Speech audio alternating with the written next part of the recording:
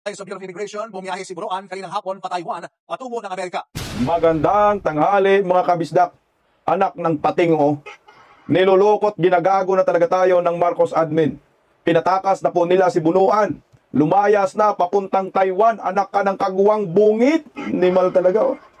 Harap-harapan na talaga tayo dito, tinarantado eh. Paano kasi rin ang mga Pilipino? Hindi pa rin pumapalag. Hindi pa rin nag-iingay hanggang ngayon. Bubuim pa rin ang bubuim. Tandaan nyo po, si Bunuan, lahat po ng kababalaghan sa flood control, hindi lang flood control, kundi lahat ng maanumalyang proyekto sa Marcos admin, alam na alam niya yan. At alam niya kung sino po ang pinaka-mastermind. Ngayon, nasa na? Anak ng kamote, lumayas na, pumunta na po ng Taiwan. Pag-usapan rin po natin si Manong Chavit. Pumalag po si Manong Chavit sa pagpangalan po sa kanya ng Niboy Black Eye, na si Namonyong Tulfo na di umano'y pinanser siya sa mga gustong mag-destabilize sa gobyernong nakangiwi ang panga-anak ng kamuti. Hindi na nga yan po, hindi na nga yung kailangan pang pabagsakin dahil bagsak na bagsak. Tingnan mo naman ang ekonomiya natin. Bagsak na bagsak, lagapak ng lagapak. Okay to. Palike po muna, pa-share, pa-subscribe at pakipindot po ang inyong notification bell upang lagi po tayong updated sa ating mga video. Kasama na yung mga trolls na laging nandito, anak kayo ng kaguwang eh. Pa-subscribe, pa-like din po. At sa mga medyo nakakaluwang po ngayon at gustong tumulong sa mga biktima ng Bagyong Tenyo at Bagyong Uwan, ipagkatiwala po natin yung inyong kaunting tulong sa SMNI Foundation na tsak paniguradong makakarating ang inyong mga tulong at hindi titipirin ang mga relief goods para sa mga biktima. Hindi kagaya sa gobyernong Marcos, anak ng kagwang, inom daw kayo ng tubig baha. Nandyan po yung GCash number sa inyong mga screen. At huwag nyo rin po kalimutan ang Birada Aguila tuwing alas 2 hanggang alas 3 ng hapon sa Birada Aguila YouTube channel. Ayan, palawakin po natin ang Birada Aguila. Ito, pakinggan po natin si Manong Chavit Singson dahil nga pinangalanan po siya dito. Pinanser, no? Pinanser di umano sa mga grupong gustong mag-destabilize sa gobyernong Marcos. At alam naman natin si Manong Chavit, consistent ang kanyang panawagan na patalsikin si BBM mag-resign na. Dahil hindi na nga maganda ang pamumuno ng gobyernong Marcos. Consistent yan. Halos araw-araw yung pag-i-interview, Manong Chavit hanggat na kinasuhan na po siya dyan sa ombudsman. So ito na naman, nakaladkad ang pangalan niya na hindi umano'y financer sa gustong magpabagsak sa gobyernong nakangiwi ang panga. Pero nagulat din po ako dito sa kanyang mga sinasabi na meron siyang pasabog doon sa mga listahan ni Montulpok alias Black Eye. Walang bayag, sabi ni Pulong Duterte. Pakinggan natin, magugulat din po kayo sa sinasabi niya. Ito. Kayo ba nag-uusap yung Montulfo? Bakit kayo nasama doon? Hindi, matagal ko lang din nakita, matagal ko lang din nakausap. Pero kilala ko. Oo, totoo ba to? Nasa listahan kayo? Pinansin daw Dala ko kayo? nga yung linisip niya. Pag-listahan kayo? Ito, dala ko lahat. Well, ang masasabi ko rito, hindi po totoo ito. At yung listahan niya, marami dito, at meron din dito ang mga nabayaran na.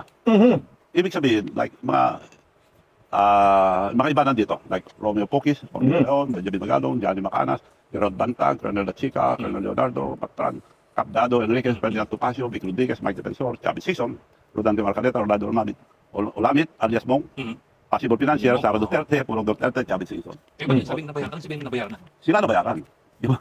May naglabas na ito, yun ang bayaran na. Ewan ko bakit inulit ni Ramon Tulfo ito. Hindi ko sinasabi si Ramon Tulfo na bayaran na. Yung una na nagsasabi ito. Anong sabihin ng nasa listahan nabayaran na? What exactly? No. Isa rito, o dalawa, kunyari lang kasama. Pero bayad na siya. Ibig sabihin na bumlikad na? Oo, bayaran na. Lumalabas na, sumusuporta pero parang insider. Kaya yung mga iba naman, hinihangan ako ng perang pilit. Ayaw ko. Parang inulit. Para siguro, pag nagbigay ako, binayaran ko na yung Chavit. So, marami rin ganun. Willing po kayo sabihin kung sino po yung humili sa inyo ng pera pang finance nito, Gov? Oo, may humihingi. Andiyan po ba sa listahan? Wala. Wala dyan? Hindi ko alam. Okay, linawin natin. Sa listahan daw na inilabas ni Montulfo, merong kasama dyan na bayad na ng Marcos admin. Para malinaw So, ibig sabihin, kunyari lang, oposisyon para maniniktik sa mga hakbang ng mga nagkakriticize kay Bongbong Marcos na gustong mag-rally kagaya ng Iglesia ni Cristo. No? Yun yung punto riyan at humihingi pa daw ng pera noon kay Chavit Singson. Para pag binigyan daw, ay pwedeng magamit na di umano'y nagbigay ng pera si Chavit para pabagsakin itong si Bongbong Marcos. Maraming nakalista dyan na pangalan. ang sabi ni isa or dalawa, ang sabi ni Manong Chabit. Pero hindi ako naniniwala Manong Chabit na hindi bayad si Tulfo. Bayad si Tulfo yan. Sinadya yan ni Tulfo. So kung sa listahan ni Tulfo, merong nagkukunwari dyan na oposisyon. So, yung mga plano ng mga oposisyon, ng mga rally, dito, rally doon, ay posible ililink. Sino kaya? No? Doon. Pag-isipan niyo po kung sino. Mag-mindy-mindy mo kayo. Sa akin, si Mayor Magalong, ewan ko lang kaya, si Mayor Magalong, kung ipagbili niya yung prinsipyo niya, kasi sa listahan na yun, ang medyo malapit-lapit sa katotohanan, si Mayor Magalong. Kasi nga, di ba, nasa ICI, miyembro, tapos magulat ka, umalis na sa ICI, tapos sumama pa sa investigasyon doon sa Davao City para hanapan ng di umano'y ghost project si Pulong Duterte. Imbis nga mapunta doon sa norte na inilalaban ni Manong Chabit, dito tayo mag-umpisa sa lugar ni Marcos para magiging credible ang mga banat niya, mga paratang niya sa mga di umano'y kurakot kagaya ni Pulong para mapaniwala. Ang problema nga hindi doon inuuna, no? Dahil naayos pa daw, nag-overtime daw, sabi ni Manong Chabit. Inapunta sila ni Magalong sa Davao. Naalala nyo? Nabuisit nga ako doon Tsaka yung mga interview pa ni Magalong, na wala daw siya plano magtandem kay Sara Duterte. Hindi daw siya didiis. Walang nabubuisit ka ba? Kasi nga, alam naman ng taong bayan na hindi ka didiis. Kailangan mo pa talaga isabi. Anong purpose doon? So, pag didiis ka, ibig sabihin na hindi maganda ang aming komunidad. Anak kayo ng kagwang. Tandaan po ninyo, Duterte diehard supporters, naglinis po ng Manila Bay. Taga Mindanao lang naman. Ang nag-ayos Ilang presidente nang nagdaan? Naayos ba yun? Nalinis ba yung Manila Bay na pinuputakti kayo nila doon? Wala ako malamang sa akin si Magalong. Kung isa lang naman yan, hindi daw dalawa. So mukhang maniniktik insider lang. Ano yun sinasabi ni Manong Chabit? At least guided po tayo. Magkano kaya ang presyo sa taong iyan? Isa lang yan. Sinabi lang ni Chabit, isa, dalawa. Pero sure isa yan sa listahan na ipinalabas, nagiging insider lang. Sino kaya nakasama ng mga to? Kung may mga meeting man siguro sila, kung totoo talaga ito, pero sabi naman ng Chabit, hindi to totoo. Magmi-meeting siguro sa mga pagkain, ng Marshall. Mamaya, ilabas din natin si Atty. Ferdinand Topacio. May sagot din po siya. Tuloy man ng Chabit. Hindi pa lang mga Si Ramon naglalabas nito Oo. So, nakita ko rito, isa rito. Isa nga, diba? Bayaran. May plano. Kung when you say nabayaran, Hindi na, Tumanggap po kunyari na posisyon para the last hour, babaliktad siya. Suppose Parang DPA, parang defense agent. Nabayaran ng admin, ibig sabihin. Yes, So, in other words, meron diyang bumaliktad. meron. Pero hindi ko masabi. Kung sinabi yung may bumaliktad, ibig sabihin po nun, tuloy yung iba, pero yung dalawa bumaliktad. Kasi wala naman kami, hindi ko kilala yung mga iba Hindi ko kilala yan. Si Romy Pokis, kilala ko. Tingnan mo meron daw isa dyan na bumaliktad, no?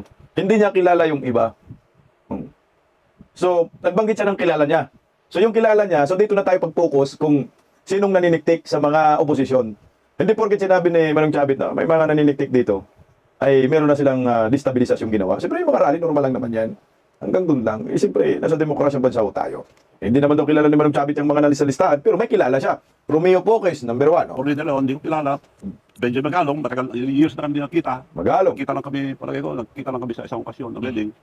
Johnny Macanas, hindi ko kilala. Gerard Batan, hindi ko kilala. Colonel Chica, hindi ko kilala. Fernando Leonardo, hindi ko kilala. Colonel Mertran, Captain Dado Enriquez, Radia Topacio, minsan ko lang na-meet. Big Rudy, hindi pa kami nakita mula nung tinanggal. Nung before election. Nung tinanggal right after election, hindi ko nakita. Mike Defensor, years, hindi na kami nakita. Rodante Marcoleta, after election, hindi ko na nakita. Marcoleta. Sorry. Alias Bong. Ang ibig niyo sabihin po ay may dalawa diyang trumaydor sa grupo niyo. Pero ang tanong ay, yung tanong na marami is, ano ba yung grupo po ninyo? Is your group pushing for an overthrow? Is it pushing for withdrawal support? Paano kami mag-meeting ng gano'n? Hindi ko kilala ito mga ito. Ang kilala ko lang dito na mabilang Romy Pokis or Benji Magalong. Inulit-uli si Defensor lang. Defensor Pero, Tomasio. Actually, No, no, it's a oh, very si long list and Mike. there are a lot of names. Pero taking a look at it face value, ano po ba yung nakikita niyong connection niyo sa isa't isa? Or well, common ang denominator? nilabas nito, parang tinatakot ng mga tao na alam namin ang ginagawa nyo. Kaya parang maging totoo, parang liyagyan pa si Mayor Benji Magalong na to be confirmed. Sabihin nila na tinukumpirm lahat, natumpirm na sila lahat. Panakot nila ito sa mga tao. Wala katotohanan. Hindi ko namin bis mga tao Doon ako sa may traidor daw doon sa listahan. Kaya ang nabanggit niyang kilala, si Mayor Magalong lang, si Pukis, si Topacio, si Senador Marcolita, hindi naman daw sila nakikita, no? Yeah, 4, no? Okay. Mamili kayo sa 4 kung sinong binayaran ni dito, binayaran ni Baki. Romeo Pukis ba? Si Magalong ba? Malabo si Topacio, PDP yan eh. Malabo si Senator Marcolita, anak ng Kagwang eh. So yung dalawa na lang. Kasi yung nagturo man siya, may isa or dalawa daw, hindi yung dalawa na lang, Magalong at sika si Pukis, yun yung kilala niya. So ngayon, tingnan po natin sa dalawa. Ito na yung mahirap ngayon, pag pira-pira ang pinag-uusapan, nabibili yung prinsipyo eh. No? At biglang babaliktad. No? At sayang naman, no? Kung yari, totoo talaga na mayroong mga pinag-uusapan sila dyan. Pero ako sa akin, walang sigurong parang gustong kalad ka rin si Bongbong Marcos na usapin sa listahan na yon. Kasi ang tao ngayon kasi kusa na nagrarally. Kagaya yung mga rally ng mga komunista, sila-sila lang naman din eh. Aktivista, ito magrarally, ang grupo, kagaya ng Iglesia de Cristo, destabilisasyon agad, anak na nakagawang eh. So kung magsalita ka against the government, destabilisasyon, malabo eh. Tama yung sinasabi ni dito, Chavit Singson. Ang purpose nito, parang pananakot lang. Nananakot sa mga tao na kasuhan kayo ng destabilizer kayo, no? Ang pangalan kami sa inyo. Tapos sabi nga ni Claire Castro, binigay na po sa Armed Forces of the Philippines ang yung listahan na yan eh. Nakakaiya nga, Armed Forces of the Philippines, mas magaling pa si Muntol po, may intel kaysa inyo. Meron silang intel pa dyan, anak ng Kagwang. Hinahayaan po ninyo yung ganitong ginagawa ng gobyerno Marcos na magamit yung Armed Forces of the Philippines. Malabo ho yan. Siguro may mga meeting yan, lang yung parang pagkain, stage, pero normal yung sa rally. Pag hindi sila mag-meeting, kung kasali dyan si Manong Chavit, baka sakaling Manong Chavit, pwede ba makasulisit? Parang ganun ba? Pambayad lang namin sa speaker sa stage. Kasi posibleng ganun yung mangyayari na, total, ikaw naman ay galit na galit ka kay Bongbong Marcos, baka sakali lang, di ba? Pwedeng ganung arrangement, pero yung parang, bagsakin talaga, kalad ka rin. Pero si Manong Chavit din kasi, consistent din naman ang kanyang kagustuhan. Hindi naman yun naitatago rin na sinasabi niya, patalisigin na, mag-rally na, taong bayan, at nanawagan siyang mag-resign ka, bubuim, o kagaya ho ito, pakinggan natin muli. Nanawagan din po dito siya na mag-resign ka na lang, bibihim. Kasi nga hindi maganda ang takbo ng ating ekonomiya. Totoo naman ho. Pero mayroong medyo naglalaro si Chavit dito eh, nakikita ko. Ito yung ipapalabas kong pahayag niya. Mukhang naglalaro po siya. Ngayon, no? Naglalaro. Kasi maalala po natin, noong pumunta siya sa September 21 rally, ay binubungaw siya ng mga komunista. Kasi nga, ang tingin ng mga komunista, si Manong Chavit ay kakampi ni Vice President Inday Sara Duterte. Yan ang tingin kasi siyempre Manong Chavit ngayon, galit na kay Bongbong Marcos, kinasuhan na nga ho siya eh. So feeling ng mga komunista, kakampi ng mga Duterte. Kasi nga ang mga komunista, galit sa mga Duterte. Ito na nga ho yung baluktot na paniniwala eh. Bakit kayo magagalit kay Vice President Inday Sara Duterte? Hindi naman si Inday Sara nagngakaw na kayo ng Kagwang. Yung mga aparatang kay Vice President Inday Sara, pamumulitika lang naman ho yun eh. Yun nga, na-audit nga ho yun eh. May transparency. Yung kay Vice President Inday Sara Duterte, 125 million lang, naging muto kayong butsi, sabi pa nga ng kuwa. Unmodified opinion, sumunod sa lahat ng mga sistema. Yung joint circular ng Commission on Audit, ang Office of the Vice President. Dapat nga, patay na yung issue na yan, yung confidential funds eh. Kaso nga lang, pinipilit nila, hinahatak ang mga Duterte. So malamang ito si Manong Chavit naglalaro na hindi ako pro Duterte, hindi rin ako pro Marcos. Noon pro Marcos, antay na ngayon. O ito, pakinggan natin si Manong Chavit sa kanyang pahayag. Comparing your relationship to the Dutertes versus the Marcoses, how would you assess it? Yung relationship niyo po sa mga Duterte versus sa mga Marcos. Kasi nabanggit niyo na nga po dati, medyo tainted na yung relasyon niyo kay BBM. Si VP Sara, sabi niyo po, hindi niyo po nakakausap lately. Pero may ano po ba? Tension? Hindi naman. Dahil hindi lang po kayo nakakapag-usap. No, not that. But I want to be clear. Wala akong pinapaningan. I'm not definitely for Marcos or Sara. Ang focus ko lang sa graphic operasyon. Ang nangyayari sa ating bansa, dahil nakakaya na tayo sa ibang bansa. Dito, pakapalan ng mukha. So, sa ibang bansa, nahiya sila, tago. Dito, parang tatapang na ang... Ibang-iba go, no? Okay, punta sa akin, naglalaro si Manong Chavit. Hindi siya pro Marcos, pero pro Marcos siya noon. Hindi rin siya pro Duterte. Pero pro Duterte siya noon, no, yung unity. Naniniwala siya dyan eh. So yung siguro mga nakakaraan niyang statement, talagang makikita mo na si Manong Chavit, pro Duterte talaga. So ngayon, ako sa akin na naglalaro lang dito si Manong Chavit, pinapalabas niya. Hindi ako pro Duterte. Hindi ako pro Marcos. Antay na siya ngayon kasi sa kakaantay-antay Marcos. Sa nakikita ko, iniiwasan niya na yung mga komunista magalit sa kanya. Yung mga kabataan na nahikayat ng mga kaliwang grupo, iniwasan na magalit sa kanya kasi galit nga sa mga Duterte. Ito yung dapat mabago, yung pananaw ng mga nahikayat ng mga komunista na magalit ka ng mga Duterte. Hindi nga dapat tayo magalit. Kasi hindi naman po ngayon Duterte admin. Ngayon ay Marcos admin. At wala po sa history at saka sa administrasyon ni Duterte na nangungurakot sila. Nasaan si Duterte ngayon? Nasa dahik anong kaso? Naguguro-guro man ng mga durumista at mga kriminal. Hindi naman korupsyon ang kaso. Sana mabura sa utak ng mga estudyante. Kasi kung kurakot ang mga Duterte, di ho sana yung Davao, baon sa utang. Davao City, walang utang eh. Kailan ba nabura yung utang ng Davao City? Sa panahon ni Vice President Inday Sara, nagiging mayor siya. Yan ang malinaw. Na sana magiging iisa ang direksyon natin. Walang ibang sisihin natin, mga komunista, mga makaliwang grupong tatangan nyo na hindi pa rin makamubun sa mga Duterte kahit anong hatak ninyo, dikit ninyo sa flood control, wala rin pa yung mapiga at walang lalabas ng mga ganyan. Focus tayo sa totoong may kasalanan, pinalayas na nga ni Bungit, anak kayo ng kagwang. Tuloy mo ng Chavit. Only the Years Philippines. back, yes. Only the Philippines. I don't want to dichotomize, pero sabi nga niyo, definitely hindi kayo pro BBM. No, now, hindi na. Noon. No. Pero at the same time, you're also saying you're not pro Sara Duterte either? No, hindi ako pinapayagan. Wala akong pinapanigan. Hindi ko papanig kay Sara, kay Marcos. Basta, ang ano ko lang, itong nangyayari sa ating bansa. Hindi ako nakipag-usap kay Sara na yung sinasabi nila na nag-usap kami, galit ako dahil Sara ako. Kaya ang suggestion ko nga kung magre-resign si BBM na mas maganda, para hindi na siya palisin ng tao kaya nangyari sa mga parents niya, mas maganda, mas honorable kung mag-resign. Huwag na tayo magalit. Galit ang tao Alam nyo, okay ako dyan sa Manong Chavit, no? Na mas maganda mag-resign kasi galit ng tao. Kumbaga, hahangaan ka, no? Ng taong bayan. Kung hindi ka sakim sa kapangyarihan, alam mo namang bagsak ng ekonomiya at ang mga kurakot hindi mo masupil-supil.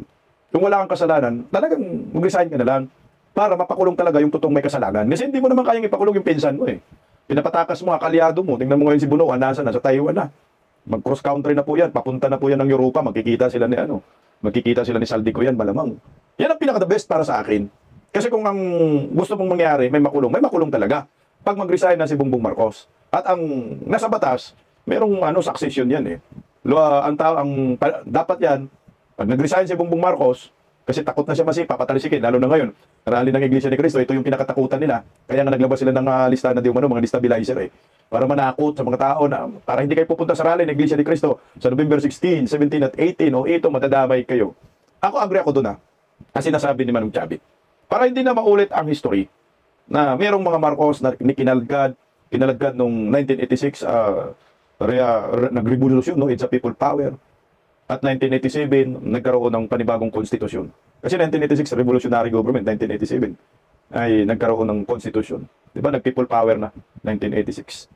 Ang history mauulit pag magmatigas si Bongbong Marcos. Kasi hindi mo naman hindi mo naman talagang mapipigilan na yung galit ng taong bayan. Kagaya po nung kaliwat ka ng pagbabaha dahil sa bagyo, super typhoon. Tapos nadagdagan pa ngayon, maraming namatay na mga Pilipino, maraming nasalanta, mga mahal sa buhay ay nawalan.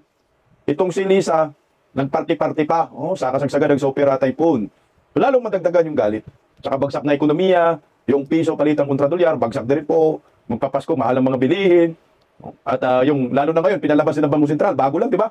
Yung foreign direct investments, bumagsak ng 41%, wala nang nagtitiwala. Tapos noong pumunta pa si Bongbong Marcos sa ASEAN na summit, tsaka sa APEC, napahiya ang ating bansa, hindi man lang kinakausap ni Donald Trump, iniiwasan, gumawa pa ng eksena sa APEC.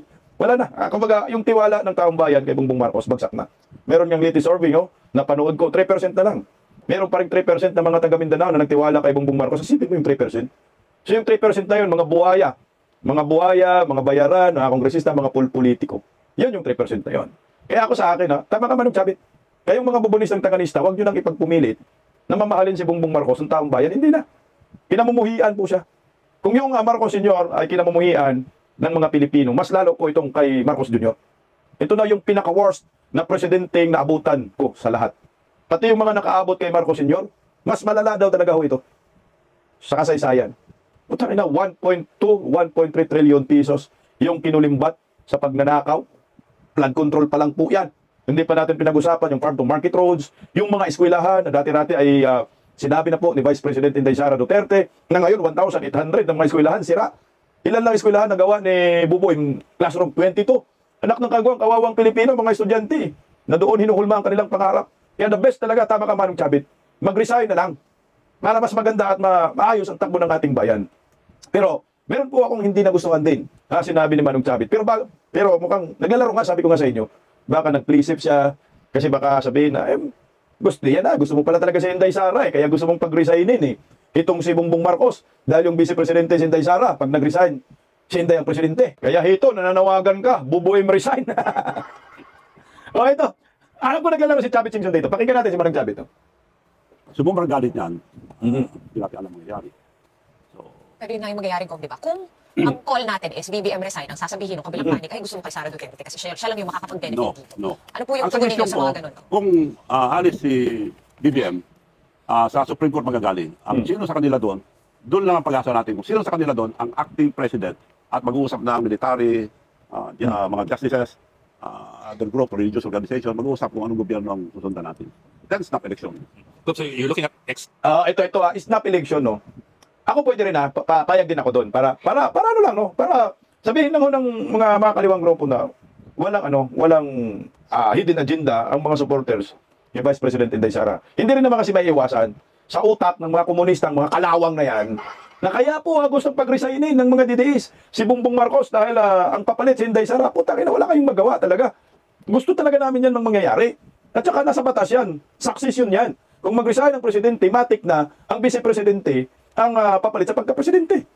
Kahit hindi si Inday Sara yan, puta na. Nanawagan kami rin ng BBM resign kung ganito ang ating bansa, walang kwenta. Kahit hindi si Inday Sara ang vice-presidente, kahit sino. Pero nang mangyayari. Kasi nasa batas naman ho yan. Hindi nyo naman po yan may tanggil. Hindi rin namin may tanggil.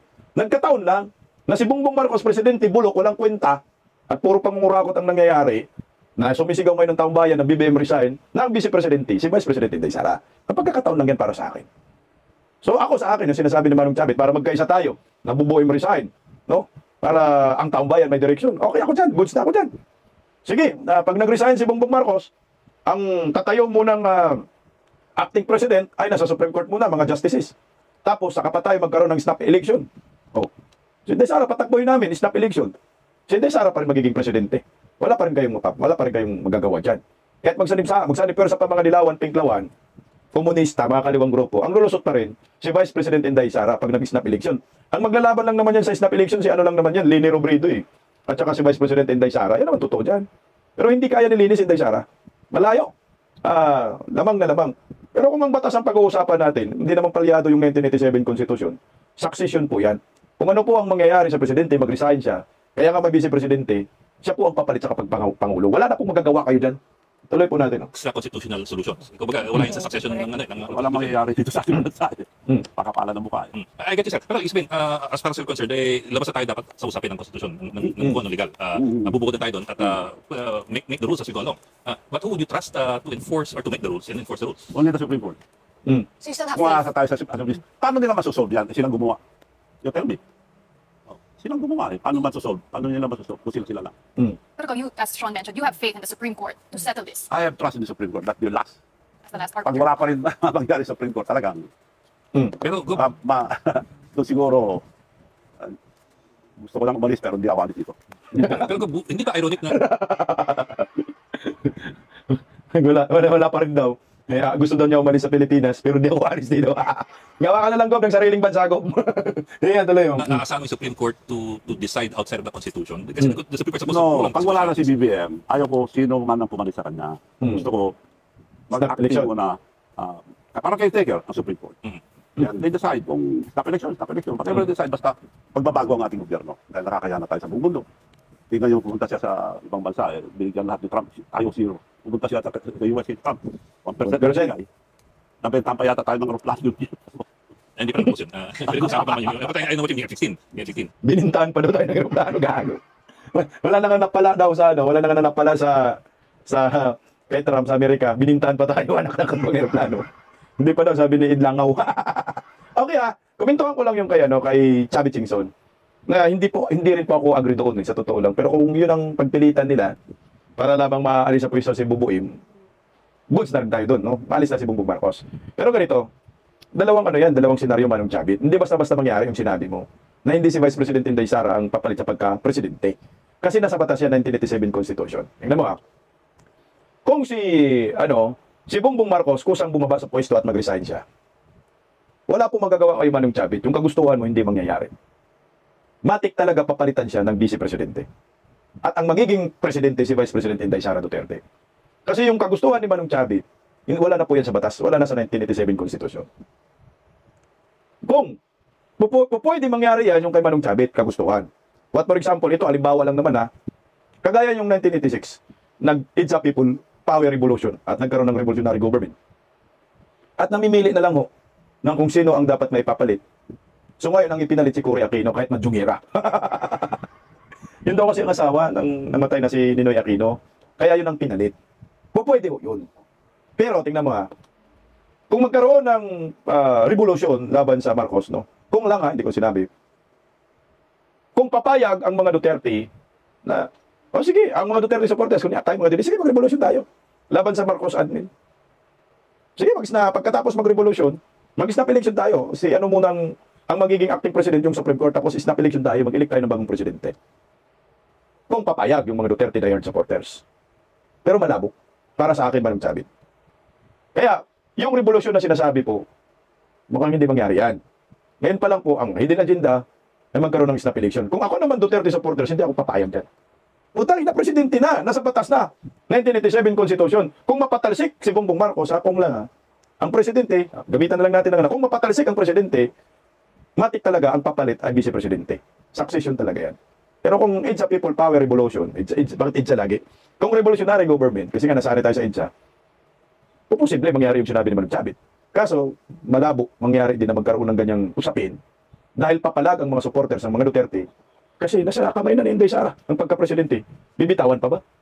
Nasa batas naman eh. Kung ano ang mangyayari sa presidente, ang vice-presidente ang magiging presidente. Siguro nilalaro lang ni Manong Chavit yan para sumama kayo sa amin o kakampi niyo ako. Mga dilawan, pareho tayo. Kasi ang mga dilawan, pinklawan na utak, ganun yun. Kasi meron na nga akong narinig eh. Kung mapatalsik daw si Bongbong Marcos ng mga hinayupak, no, matik daw si Inday Sara isasalit nila para magkaroon sila ng pagpipili ng next na president. So mamimili sila. So gusto nila si Bam Aquino, anak kayo ng kamote. So gulo lalo ang bansa, maraming papalag. Sundin na lang natin yung 1987 Constitution. Yun na lang oh. Okay to. May sagot po dito si Atty. Ferdinand Topacio din po bago natin pag-usapan itong pagtakas ni Bunuan. O ito, pakinggan natin. Kakausap natin ngayon si PDP Deputy Spokesman at tila siya isa sa mga pinaghinalaan, si Ginoong Ferdinand Topacio. Magandang gabi sa inyo, Atty. Topacio. Magandang gabi po, Madam Corina. It's always good to see you. Always good to see you too, sir. Sir, anong reaksyon ninyo nung masama po yung pangalan po ninyo doon? Well, pareho lang po kami ng reaksyon ni kaibigang Mike Defensore. Katawa-tawa po ito. Alam niyo po, matagal nang katawa-tawa itong si Ginoong Montulfo. He's the same person who said nakaiwan daw ng 1 billion in cash si Pangulong Duterte sa Malacanang. So we take these things with a grain of salt. Okay, he seems to be very sure sa kanya. Katawa-tawa ka daw, Montulfo. Paano hindi katawa-tawa? Maritis na maritis talaga si Mon eh. Si Montulfo talaga yun ang pinakamaritis. Lalaki yan ha, pero animal, baklitang datingan. Maritis kung maritis. Naalala ko po, mayroong isang maritis din eh. Na matindi, sino ba yun? Pero si Lapid, ayan, ganyan na ganyan talaga. Magkaibigan yata sila ni Montulfo. Talaga, Topacio. Mga pangalan. Saan po kaya nakuha ang impormasyon na ito? Meron po ba kayong mga haka-haka? Well, ang haka-hako to dyan he may have pulled it out of his ass kasi wala naman pong batayan para any of those people in that list should be included in the term destabilizer. Sapagkat wala naman pong destabilizer as a legal term in the legal lexicon. Meron po dyan inciting to sedition or sedition, inciting to rebellion or rebellion, there's terrorism, there's the crime of coup d'etat, pero wala po akong nakikita na ginagawa po namin sa pagpoprotesta against corruption that can be classified under any of those punishable offenses. Bakit po sa tingin ninyo nadadawit kayo? Hindi kaya meron pong nagsasabi na nagmi-meeting-meeting kayo? Pero wala naman po illegal sa pagmi-meeting, ano po? Wala po, nagmi-meeting-meeting po talaga kami. In fact, may mga committee po kami para sa pagkilos po sa EDSA Shrine, may in charge sa pagkain, entertainment, speakers bureau, yung marshal, security, para po hindi kami mahaluan ng mga provocateurs na katulad po nung nangyari dati. Binabantayan po natin yun kasi tayo po rin ang masisisi. But that is the extent of our meeting. In fact po, the PDP Laban just this morning came out with a statement explicitly saying that we are against violence, we are against any extra-constitutional regime change, and that the rally on the 16th to the 18th should remain peaceful. Ito ay dapat mapayapa, may kaayusan, at walang karahasan. Ayun. Okay. Putang ina, ano yan? Ako noon kasi nagrarally din kami, nagiging organizer din ako dati. Pero yung rally po na yun, support sa war on drugs ni former President Duterte. Siyempre, supportahan natin yan dahil yun po ang pinangako ni Digong. May mga komitehan, anak kayo ng kagwang na si Montulfo. Kayo mga tanganistang, bubulista. Di ba nag-rally rin kayo na nilangaw? May mga committee kayo sa pagkain. Kayo mga kaliwang grupo, ganun din kayo, mga aktivista. Normal yung mag-meeting. Alam naman paano kayo yung mga speaker, pagkain, marshal. Committee sa pagkain, committee sa marshal, sa speaker. No, yung mga guest na magsasalita, kayo yan dyan. Nag-meeting kayo. Paano? Alam naman nag-rally kayo doon. Yung stage, siyempre, kailangan ng pera yun. o meron kayong sponsor sa ganun. That's normal, pero hindi naman po ipinagbabawal sa batas yung mga ganyang meeting-meeting. Tama si, Topacio. Kaya karapatan naman natin dahil demokrasya tayo, destabilizer agad. Ang official po na pagsisimula ay 16. Yung 15 po ay ingress o paglalatag. Ang magsiseta po roon, entablado, LED wall, at may iba pa pong mga accessories na kailangan po sa isang public assembly. Before we talk about that, isang question lang po. Do you have anything in common with everybody in that list? Meron po ba kayo nakikita na pagkakapare-pareho ng pananaw sa politika? Opo, the common thread that runs through all of us there ay our disgust, our extreme disgust dito po sa nangyaring tinatawag na floodgate o flood control scandal. Sapagkat kung titignan niyo po yung amounts involved, talagang mind-boggling. I cannot wrap my head around those amounts. And to us, we believe that it is the greatest thievery ever, pinakamalaking pagnanakaw sa kasaysayan ng ating bansa. Ayun, so kilala po ninyo sila. Kilala po ninyo lahat ng mga pangalang naroon. Yung mga colonel po ay active pa or mga retirado na po? Ang mga retirado po yun. Sapagkat kung yung mga nasa active service po ay may mga limits po, bagamat hindi po sila tinatanggalan ng karapatan under Article 3, yung Bill of Rights, ay may limits po kung paano nila exercise yung kanang freedom of expression. So, mga retirado po yun. Yung iba po actually, first time kong nakita nung kami ay nag-organizational meeting, ngunit what I can assure our people is that wala pong pinag-usapan doong destabilization, walang pinag-usapang violence, walang pinag-usapang mga armas, at walang pinag-usapang ibang bagay na gagawin, kundi maghayag lamang ng saloobin na I believe is common with a lot of our people na talagang gusto nilang tuldukan itong mga anomalyang ito. Last question, sir. Sa palagi po ba ninyo ay posible ang revolutionary government? Meron na parang tipping point na maaaring yan ay clear, imminent. Hindi naman clear and present, but imminent. Po yan, if you are saying, ma'am, na yung revolutionary government, such as that which happened in 1986, katulad nga po na sinabi ko, naglabas po ng opisyal na pahayag ang PDP na we are against any extra-constitutional regime change. Kung magkakaroon man po ng change in government, it should be within the parameters of the 1987 Constitution. Ayaw po nating lumabas sa 1987 Constitution. Okay. Tama dyan, Ma'am Ferdinand Topacio, manindigan tayo dyan. Doon tayo sa 1987 Constitution. Nanggagaling kaya Corina Sanchez yung word na revolutionary government. No? Gusto kasi ng dilawan yan kasi nagawa na ho nila. Yung Marcos Sr., nag-revolutionary government sila. So ngayon sila po yung namimili ng next na president. Yung vice presidente that time, hindi nila ginawang presidente. Kaya ang panawagan ng mga dilawan dyan, malamang sa malamang niluluto nila, revolutionary government. So kung meron mga gagawa ng hakbang na yan, ng RIMGOV, hindi mga Duterte supporters. Kasi maliwanag yung sinasabi ni Topacio, ay dito tayo sa 1987 Constitution. Hindi maganda para sa akin yung revolutionary government. Mawawala yung succession Kasi pipiliin na ng mga hinayupak ang next na president. Kaya wala tayo. Dito tayo sa 1987 Constitution. Kaya kung mag-resign si Bongbong Marcos, wala pong magagawa yung mga dilawan. Next president si Inday Sara. Kaya ngayon ayaw nila manawagan ng BBM resign Kasi bakit? Pag mag-resign yung hinayupak, kumuha sila ng bato, pinupok sa ulo nila, ang maging presidente, mas matindi, mabigat. Nagalit sila hanggang ngayon, si Vice President Inday Sara Duterte. Ayan po yung statement ni Ferdinand Topacio. Ito, pag-usapan na natin itong pagpapatakas ni Bongbong Marcos kay Bunuan. Ito patanong Bunuan, pinatakas ni BBM, lumayas sa papuntang Taiwan. Bakit po? Kasi nga si Bongbong Marcos ang presidente. Itong si Bunuan hawak niya. Ngayon nag-imbestiga tayo ng manumal yung flood control na 1.2 trillion pesos po. Utang ina, itinapo natin. Ito si DPWH Secretary. Hinayaan lang ng Marcos admin na makalayas. Anak kayo ng kamote. Ito, pakinggan po natin ang balitang ito. Kapapasok lang na balita, umalis na ng bansa si dating DPWH Secretary Manuel Bunoan. Ayon sa Bureau of Immigration, bumiyahe si Bunoan kaninang hapon pa Taiwan patungo ng Amerika. Isa si Bunoan sa mga pinakakasuhan ng ICI kaugnay sa flood control scam. Nasa immigration lookout din siya. Pero wala pa namang hold departure order laban sa kanya, kaya pwede pa rin siyang lumabas ng bansa. Putang ina, no? Ba't nyo pinawayagan to, bubuem? Mantakin nyo, ha? DPWH Secretary, alam niya lahat. Pero pinayagan ng gobyernong lumayas papuntang Taiwan, mag-cross country po ito. Malamang makikita sila ni Saldico kasi yung Taiwan kasi, yan ang pinakamagandang lugar para makapag-cross country ka sa mga European country. Yan ang maliwanag dyan. So magkita-kita sila ni Saldico. Sa Europe, anak ng kaguwang man. Ito na nga yung sinabi natin. Yung Immigration Lookout Bulletin Order na yan, useless yan. Dahil yung mga inakusahan sa paglima sa kaban ng bayan, ay pwede yan umalis. Kasi walang hold departure order. Nangyari nga ho. Putang ina, pagka walang kwentang presidente naman. Sus ko, bubuin. Halatang halata na itong mga hinayupak na ito. Na kahit anong dakdak ng mga Pilipino galit dito, wala pa rin makukulong. Ito hawak mo na, pakawalan mo pa. Dapat hold departure order. Kasi nga itong si Bunuan, DPWH Secretary, siya po ang may alam sa 1.2 trillion pesos na flood control budget mula 2022 hanggang 2025. Alam niya saan pumunta yan. Ayun nga ho, sa FB page ni Kuya Bungo, yung 1.2 trillion pesos ay pwede na makapagpatayo ng 60,000 evacuation centers, 300,000 to 600,000 classrooms, 80,000 health center, at 800 tertiary hospitals. Ayun o. Yan sana ang mangyayari. Kaya sa problema, kinurakot ng mga buhaya, hinayaan ni Bongbong Marcos na makatakas, papunta ho ng Taiwan, itong hinayupak na bunuan, putang ginakinawawa lang taong bayan dito. Tinarantado lang ang taong bayan dito. Sa totoo lang, alam mo Bong, presidente ka, may karapatan ka na pigilan itong hinayupak na ito. Dapat pinusasan mo yan dahil nga sekretarya ng DPWH. Siguro hindi niya pipigilan dahil pag ito nakurar magsalita, dawit lahat, pati si Tambalusdos. Ito tingnan mo, mas nakakainis pa, bakit? Noong pinatakas nila yan si Bunuan, meron na namang, ito naglabas sila ng investigasyon muli, tungkol na kay Saldico. Oh. Inilabas na ang listahan ng umano'y halos 100 budget insertions Sipin ni nyo? dating ako Bicol Party List Representative Zaldico.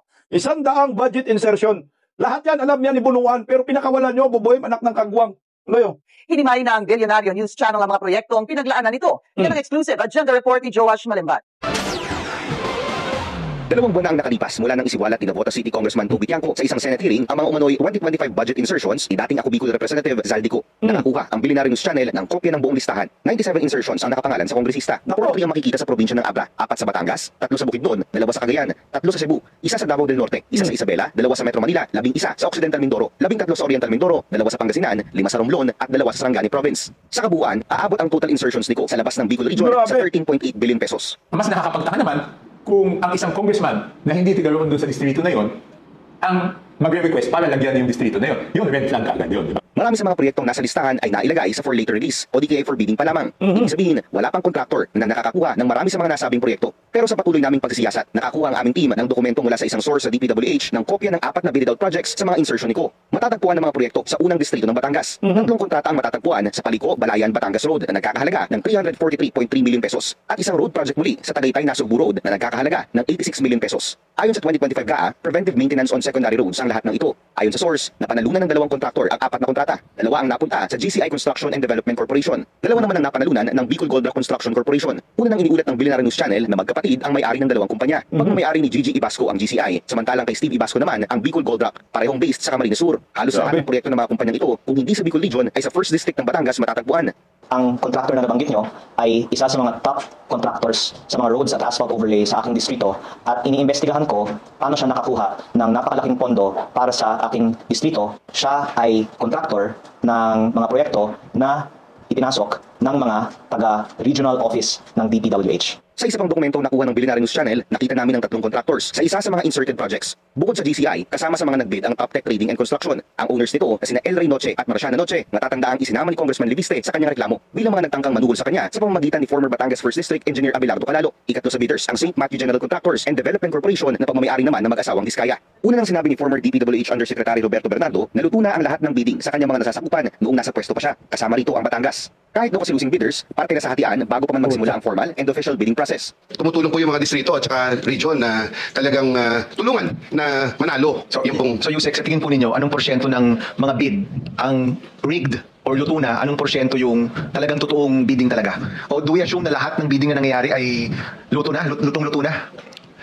Sa pananaw ko po, almost 100% kasi wala po talaga napipilitan po ang ating mga district engineer, ang ating mga regional director. Pagka po kasi may nagbaba ng pondo at hindi napunta sa kanila, kutakot-takot na pong panggigipit ang gagawin nito, kamukha po ng ating mga representative. Pagka po hindi napunta doon sa mga gusto nila, galit mga buhaya. galit po. May 3 pang kumpanyang nakapangalan sa ibang kaanak ng mga Ibasco na kung susumahin, nakakubra ng 40 billion pesos worth of DPWH projects sa buong Bicol Region mula 2016. Ilang ulit namin sinubukang kunin ng panig ng mga Ibasco pero hindi pa sila sumasagot sa aming mga mensahe. Para sa agenda, Josh. Tingnan mo yung insertion na yan, 2025 pa lang, yung nilabas ng bilyonaryo. Paano pa yung 23, 24? Dahil nasa Saldico, Bunuan, ito dapat yung pupulisin natin Inakawalan. Nasa si Saldico, nasa Europa na. Nasa si Bunuan, nahabol kay Saldico. Nakakatakin ng BBM. Bungit, ano na nangyari sa'yo? Sobrahan na ba? Hindi po ito katanggap-tanggap na pinalayas po, pinatakas ng gobyernong Marcos si Bunuan. Lahat ng kababalaghan yan, alam ni Bunuan yan. Dapat may managot at dapat may makulong sa pagpapalayas kay Bunuan. Sino po nagpapalayas yan? Puta Marcos admin. Alam ni BBM yan, napaka-imposible hindi niya alam. Ganito tayo tinarantado ng gobyernong Marcos na dapat managot ang dapat managot. Hindi ho po pwedeng palampasin ito ng taong bayan. Sa ibang bansa pa yan, bitay na yung mga hinayupak na yan, pero tayo pinakawalan pa. Hindi happy together, itong mga buhaya sa Europa, magkita-kita sila ni Saldico, animal. Bad luck na lang sa inyo, mga bubunistang tanganista kayo.